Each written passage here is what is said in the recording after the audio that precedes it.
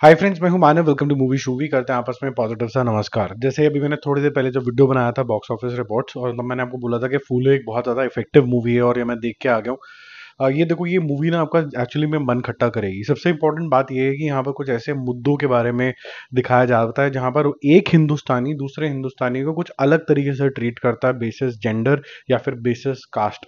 ऐसा सुन के थोड़ी सी आपको घिन सी आती है आज के टाइम के हिसाब से। और अगर आप मेट्रोज में हो तो या किसी कॉस्मोपॉलिटन बिहेवियर के अंदर आप रहते हो, आपको बड़ा कूल से दिखते हो, बोलते यार ये क्या है आप। लेकिन जैसे ही थोड़ा सा अपने घरों में भी झांकोगे तो आपने आया के लिए अलग गिलास रखा होता है, अपने लिए अलग रखा होता है।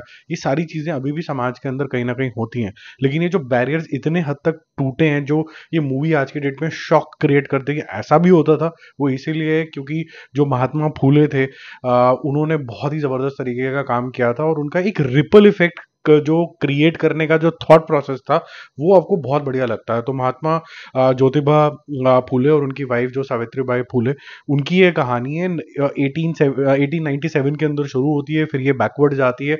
एक हादसा होता है, फिर एक बैकवर्ड नरेशन होता है।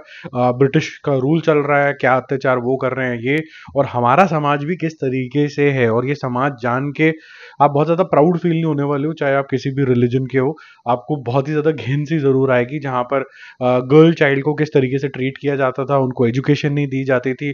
फिर किस तरीके से ऊपर अपर तबके के लोग, क्योंकि हम इस समाज में पैदा हुए हैं तो हम कोई ज्यादा महान हो गए हैं, तो वो जो महानता है वो आपको घिन क्रिएट करती है। और फिर आपको बोला जाता है कि अगर ये ऐसा होता था तो हम कैंचियां जो सेंसरशिप की क्यों लगा रहे हैं। अगर किसी जमाने में ब्राह्मण्स अपने आप को ज्यादा सुपीरियर समझते थे तो क्यों समझते थे। हर ह्यूमन एक जैसा है, हर इंडिया का सिटीजन एक जैसा है, तो ऐसा क्यों है। क्या पहले इंडिया ही नहीं था एक रूल लाने के लिए? शायद ये प्रॉब्लम थी।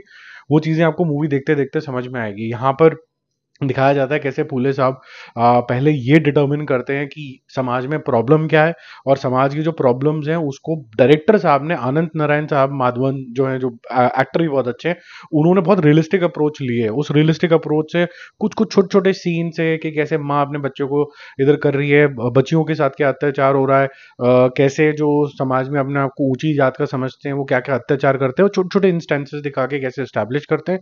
और फिर एक मुहिम चलती है जो रिपल इफेक्ट आती है प्रतीक गांधी की, जिसके अंदर वो अपनी वाइफ को भी एजुकेट करते हैं और बोलते हैं कि एजुकेशन यहाँ नहीं खत्म होगी, अब इसके अंदर हमें जैसे कहते हैं ना ट्रेन द ट्रेनर कॉन्सेप्ट, अब आपको टीचर बन के और जनों को ट्रेन करना है। ये सारी चीजें यहाँ पर आपको दिखाया जाता है। तो चाइल्ड एजुकेशन का मुद्दा हो, चाहे विडोज को जो बॉल्ड कर दिया जाता था, अपशुगन माना जाता था, दूर रखा जाता था, या फिर जो नीची जात बोला जाता था जिनको, उनको पहली बार नामकरण देना, दलित्स बोलना, ये सारी चीजें जो हैं यहाँ पर बड़ी क्लियरली दिखाई जाती हैं। देखो, ये देखते देखते आपको एक और दिमाग में आएगा कि आज के टाइम के हिसाब से इसका क्या रेलेवेंस है। मुझे ऐसा लगता है कि आज के टाइम के हिसाब से भी बहुत बड़ा रेलेवेंस है कि जब कभी भी आप समाज की कोई बुराई देखें और आपको लगे कि समाज जो है वो बिल्कुल ही अलग तरीके से सोचता है और आपके पास बिल्कुल भी हिम्मत नहीं है उसको लड़ने लड़ाने की, तो आप जो है महात्मा ज्योतिबा फूले और सावित्रीबाई फूले से हिम्मत जुटा सकते हैं कि उस टाइम पे एक ब्रिटिशर्स भी थे जो एक्नॉलेज तो करते थे आप बड़ा अच्छा काम कर रहे हो, लेकिन अगर आप उनसे पैसे मांग लो तो फिर उसमें भी वो कुछ एक्सप्लॉइट करने की कोशिश किया करते थे। और जो साहूकार लोग थे वो किस तरीके से सोचते थे, ये जो फाइट थी पूरी, ये सोसाइटी के अगेंस्ट तो थी, लॉ सिस्टम के अगेंस्ट भी हो गई, यहाँ तक कि फैमिली भी अगेंस्ट हो गई। इतने सारे लेयर्स की फाइट करके फिर उत्थान होता है। ऐसा भी हो सकता है कि पर्सनल लेवल में व्हेन यू लुक बैक आपको कुछ भी ऐसा ना दिखे कि मैंने पर्सनली क्या गेन करा बट सोसाइटी ने गेन कर दिया। ये लार्जर सीख आपको यहाँ पर मिलती है। इस मूवी का जो टोनैलिटी रखी गई है बड़ी मैं बोलूँगा थोड़ी आर्ट फिल्म तरीके की दी गई है। ना इसके अंदर कोई ऐसे डायलॉग्स हैं जो कि चिल्ला के बोले गए हैं, ना कोई इस तरीके की दलीलें हैं जो आपको बहुत ज़्यादा दिल हिला देंगी। नॉर्मल डायलॉग्स हैं, थोड़ी डॉक्यूमेंट्री स्टाइल के अंदर ये चलती है, लेकिन ये काफ़ी इफेक्टिव लगती है कि उस टाइम पे क्या था। अब जैसे मैंने आपको बोला, आज की डेट में इसका क्या निष्कर्ष निकलता है, ऐसा क्या है इंपॉर्टेंस इसके अंदर, बस यही है कि आप अपने पास से सीखिए। और अगर ऐसा कुछ भी समाज के अंदर दिख रहा है तो ऐसा नहीं है कि चेंज नहीं लाया जा सकता। We are far better off और फ्री कंट्री के अंदर है जो हम चेंज ला सकते हैं। मुझे तो यही समझ में आया है इसका क्रक्स। ठीक है, बाकी एक्टिंग की अगर हम बात करें तो जो डायरेक्टर साहब हैं आनंद नारायण साहब ने, उन्होंने शायद एक टोनालिटी रखी विजुअली भी कि हमें बड़ा ही सटल रखना है, हमें सटल तरीके का गांव दिखाना है महाराष्ट्र का। वैसे ही आपको एक्टिंग करनी पड़ेगी, आपको कोई क्रांतिकारी तरीके के भाव नहीं लेके आने हैं। तो मेरे ख्याल से प्रतीक गांधी को भी ये बोला होगा सटल रखो।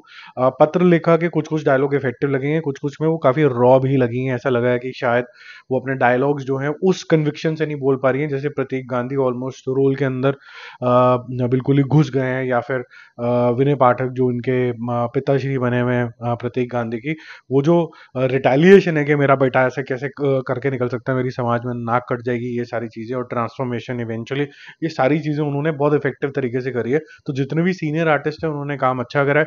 मन जरूर खराब करेगा अगर आप ट्रू इंडियन हो, आपको लगेगा कि फेलो इंडियंस को ऐसे ट्रीट किया जाता है, तो थोड़ा घिन वाला मामला तो है।